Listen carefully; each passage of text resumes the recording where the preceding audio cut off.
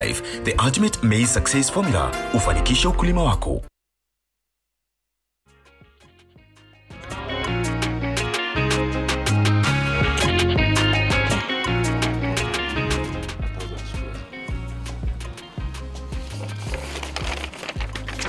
All right, thank you so very much for staying with us. And in case you're just joining us, you are right on time for our gold conversation. And also today we are winding up our journey series on Sahiwal cattle, which we have been on for the last couple of weeks. We have traveled to different parts of the Masaini community, learning so much about this particular breed. And as we wind up on this agri-sector, we do want to learn a lot more when it comes to the market of this breed, the structures in there, and also culture, like I had mentioned earlier on. And to shed more light on that, we do have the distinct honor of being joined by Dr. Odera Owino. He is a livestock production specialist. Thank you so very much for making time to be with us today. Thank you. Karibu sana Kenya's Gold. Thank you for having me. Great. So when we were watching the feature, I teased you a bit, nikakwambia tufanye negotiation hivi kidogo ukanikataza, because there are some cultural practices that are inhibiting me and also you from doing that thing we saw them do with the hand. Please tell us a bit about that. Thank you, thank you. Now, cattle farming, especially beef farming, is still very a traditional male domain practice, especially when you go to the market center. You'll find out that mostly is the men that conduct the business, and especially within communities. Women are mostly allowed with the shoats, sheep and goats. So that's where they practice more. But in terms of the large animals, be it Sahiwal, be it Zebu, be it Boran, we find that it's the men that do the transaction. Right. And also in terms of communities, the market has layers of purchase. There are different layers. And up to a certain level is when you can negotiate at that point. There's brokerage, the people who control and manage how the market goes on. Right. So, yeah, that is the flip of the finger is a very intimate and a cultural thing between the buyer and the seller. And that's for the Maasai people. That's for the Maasai Just in case I want to go and buy. I am not Maasai, but I want to be part of that, you know, buying. Nataka kwenda huko mahali ambapo walikuwa nauzia. So, and I want to negotiate. Who's going to do that for me? There's always a person who takes you through the market. Right. Especially if you're new to that market, there's always when you go to the market like Lorgorian, if you go to Bisil, if you go to Namanga market, Imali market, there's always a go-between, because you go there, you find that there are more than 300 or even 1,000 animals that are go. You don't know who's selling what and who's the owner. So to get to the owner, there's always someone in between. So the go-between is the one who sometimes negotiate on your behalf. Right. Yes. Lakini kama ni mbuzi ama kondoo inauzwa, I'll be able to find women there doing the negotiation. Yeah, you'll be able to find. Great. Yeah. Now, still on the aspect of culture, now that we have started with it, maybe you can talk to us about some of the cultural practices that as communities here in Kenya, we are holding on to so strongly that could limit, you know, the growth and the diversification of different agri-sectors. Yeah. As I said again, there is that stratification on ownership of livestock. And majorly you'll find that men are the one who own the large animals, large ruminants to be specific, and women are mostly with sheep and goat. It's culture, but sometimes we look at the good side of it, because the nature of our beef production in the country is nomadism or pastoralism. So people tend to move with their animals from place to place. So you find out looking for pasture, and as you're looking for pasture and water, men are more, I'll say men are more inclined or are more favored or are more adjusted to that kind of a lifestyle. It's a hard trek. An animal can trek for up to 200 or 300 kilometers to reach the next market or to reach the next source of pasture and water. So you find that in that aspect, the culture is favorable. But in the aspect of, let's say now, the commerce aspect, then you'll find that it might be slightly or somehow unfavorable to women.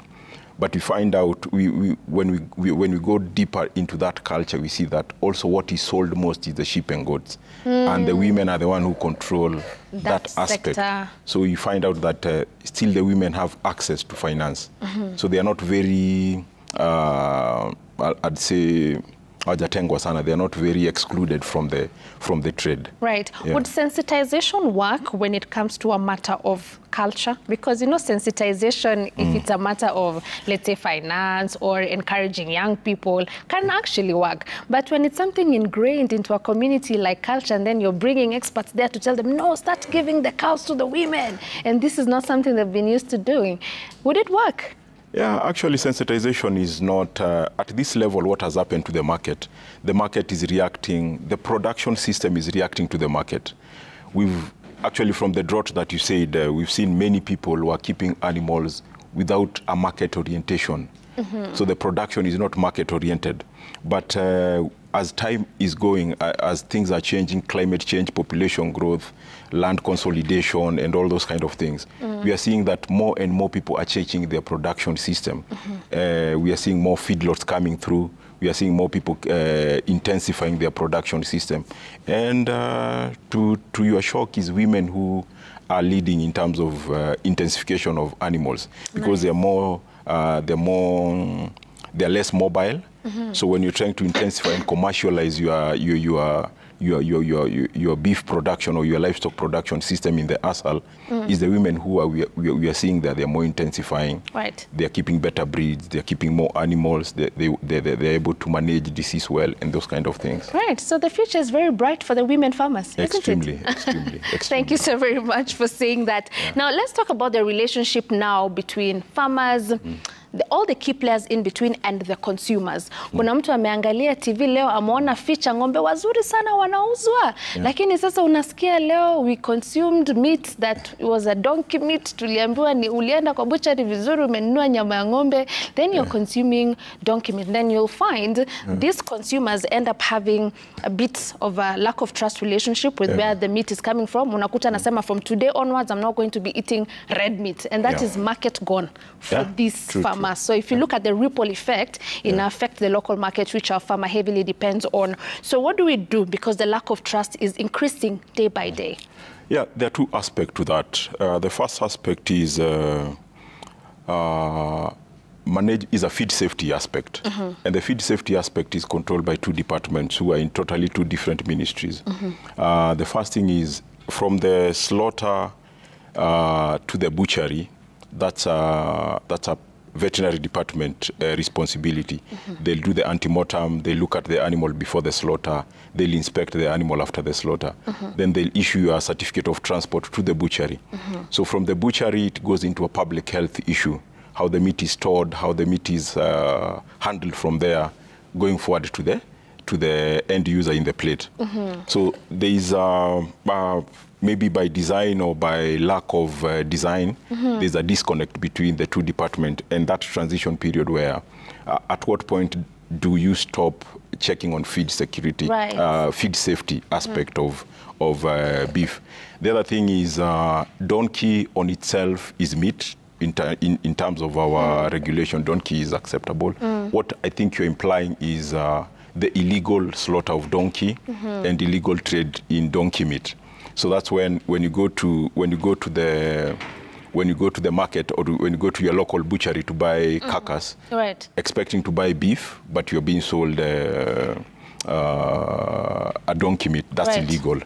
So for you, I think as a consumer, what you need to do first of all is to get meat from an inspected meat with a stamp from the veterinary department. Try as much as possible to buy your meat from a trusted source. And most of the time, try as much as possible to look at the meat. Just appreciate a good quality carcass, even from a general knowledge. You just look at the meat and you try and appreciate what is good quality carcass. Right. But by the time that responsibility is landing on me as a consumer, we need to make sure that those bodies, you said the public health? The public health and there's a public health in the Ministry of Health, and then there's a public health in the veterinary department. So by the time I, as a consumer, is being given the responsibility of judging the meat, these two people need to make sure that they sort out Yeah. Mali tunangushia bola. Yeah, they need to. And also something else that I'll say is the meat sector is a very rich sector that is not very well invested on. Even at the slaughter level, there's a lot of need areas that need to be done, either in terms of public health in the slaughter slabs, slaughter facility, even at the export abattoirs. There's a lot of investment and space or room for investment that is still there that we need to enhance. Thank you so very much for your answers so far. We are taking another break right now, but when we come back, I'd like for you to shed more light on nikiamua kuingia katika mambo ya Sahiwal, and I want to make good returns. Should I keep it for dairy? Should I keep it for beef? Or I should keep it for breeding? And why? Those answers will be coming to you when we come back from this break.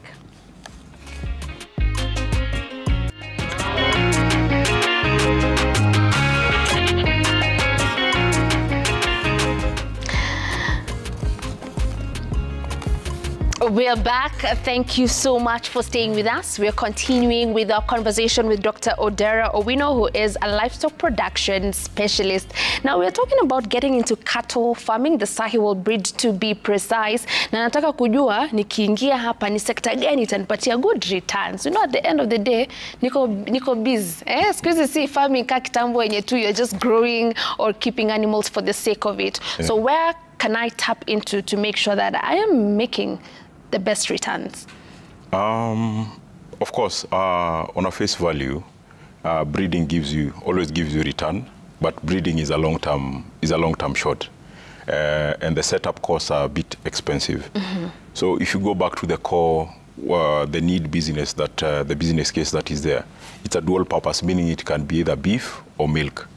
So if you choose between the two, the values, beef will come second. Beef after the breeding, selling the breed, as in you become a Sahiwal breeder. Meat will become the next thing. Because, meat. Because the Sahiwal that we have here, they are the better breeds to produce milk. We don't buy milk based on quality. If you are buying milk based on quality, the Sahiwal milk or the Boss Indica's milk has two types of protein, A2 type of protein. A2 type of protein is a good protein even for African digest it better. So the Sahiwal has A2? A2 protein. Right. Milk protein, yeah. Yes. So if you have people with, let's say, lactose intolerance and things like those ones, so is that protein, the peptide, the BCM protein that they produce, they can't digest it. So that's why they have those upset when they take milk. Right. But so if you are buying on quality, then the Sahiwal milk will be very valuable in that aspect. But now because you buy milk based on volume, and Sahiwal will give you between 8 and 12 liters. Right. But in terms of beef, Sahiwal can grow very fast. It's been recorded to give you up to 300 to 500 grams per day. So when it grows, okay, a clarification there. Yes. A lot of times utasikia nakwambia it has a slow growth rate. Compared to exotic. Compared to exotic breeds. Yes. Kwa hivyo anakuwa polepole. Polepole. All right. But akishakuwa akiwa mature, they are able to still give you a proper carcass weight. They'll give you a very good carcass weight. Compared to the exotic? No, the exotic, no, how we classify these animals, especially for beef, the exotic one will be the large frame. Then we'll have the improved Boran will be a medium frame. Then Sahiwal will fall between a small frame and a medium frame. The bull, the Sahiwal bull for meat, that in that case. So the Sahiwal can give you a better meat conversion or forage, feed conversion from forage to get up to 300 or 500 grams per day. Right. So a Sahiwal at around 2 years will have attained up to 200, 300 kilos if it's put on good fodder and good forage. If you compare that to a Zebu, a Zebu at that point is still a very stagnated breed. So it's not even ready for market at that time. Right. However, in order of priorities, if you're looking at where, the big bucks are, tunaanza na breeding. Breeding. And then Then you come to meat. You keep it for meat, right, and for milk. And then for milk. Yes. You said there's something very important about the quality of the milk that yes. comes from the Sahiwal. Yes. And even those people that are lactose intolerant, yeah. they're able to drink Sahiwal milk. Yeah. You said it's A2. Yeah, the A2 protein. Is that the same as camel? Because wanasemanga pia wale watu ambao wako lactose intolerant. Yeah, I'm not... for the camel is a bit... you see, a camel is a browser. Okay. It eats from the browse, so there could be other aspect, but there could be other protein probably in that milk that allows people who are lactose intolerant to be able to take in that, that milk, yeah. Right. Yeah. Great. So let us talk about challenges faced by Sahiwal cattle farmers, because most of the time, yes, I know it does have a lot of benefits which we've had over and over again. Lakini pia kama wewe ni mkulima wa, you know, hakuna mkulima ambaye agri sector yake ni smooth all through from the onset to the very end. What are the challenges in there that a Sahiwal cattle farmer can face, so that even someone who's watching us right now, as they run for it, they prepare themselves mentally for some dark days here and there? The main thing about Sahiwal, the main challenge, I think, from my experience is inbreeding. There's a lot of inbreeding of the Sahiwal breed. That would be a case that has led to a stagnation or decreased hybrid vigor of that breed. It used to be a very good breed, and performance was very good. But recently we've seen that there's a lot of stunted growth Sahiwal breed in the ranges, which could be as a result of inbreeding. The other thing about Sahiwal, that the challenge when you go to the market, because people associate Sahiwal with the red, grayish color. Right. So any animal, even a zebu with this color, like the one that is portrayed with that reddish color, will sell at a premium because of the color. So some people, so the distinguishing, as a new farmer, when you're going to buy a Sahiwal in the market, you need to look at certain characteristics of a Sahiwal. The frame, the ear, the setup, the body conformation, the leg, and how it stands. So if you're selecting for beef, you're looking at posterior features, how the legs stand, how the shape of the back, and those kind of things. If you're looking for a Sahiwal for milk, you also have to select for features that gives you milk in terms of a dairy or a more on the dual side, but on the dairy side, or on the dual side on the meat side, depending on what you're looking for. Right. Also, the other thing about another challenge about Sahiwal breed is availability. Getting there are few remaining ranches that are keeping pedigree Sahiwal. Yeah, there are quite a few, but there are also people building their Sahiwal stud. Like there's a very good ranch in Taita, Kutima Ranch. They're building their stocks of Sahiwal breed, and they've been able to maintain that stock for a while. Right. There's also Lantaua in Kajiado. They're also trying to maintain their pure lines for Sahiwal. El Karama is also there. But those are some of the few people who are trying to maintain that pedigree line for the Sahiwal. Right. Yeah. Lakini bado a lot of work needs to be done because multipliers wako kidogo. Wako kidogo sana. That's why I said people will join the space in terms of breeding. Their return on investment will be higher compared to. Any future business opportunity. Yeah. All right. Yeah. All right. Thank you so very much, Dr. Odera. Because of time, we do have to end our conversation there. Thank you so very much for being very generous with your time and your knowledge as well. It has been an absolute honor having you on the program today. Lakini lazima utoke kama umenipatia answer ya farm joke, sawa? Remember the question ilikuwa, how do celebrities stay cool? Yani kuna joto sana. They want to feel some, you know, kabaridi kidogo. How do celebrities do that? They walk naked. Yo. Our celebrities do that. Which celebrities are this? Anyway, well, the answer is these celebrities have a lot of fans. Oh. You get? Okay, my bad.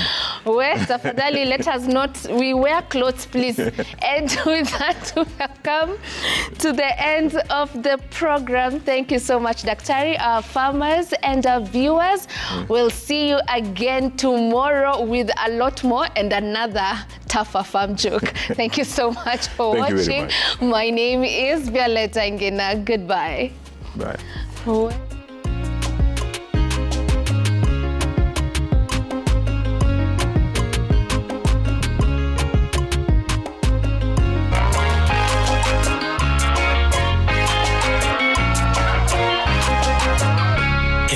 Gold. Brought to you by Cooperative Bank of Kenya. Get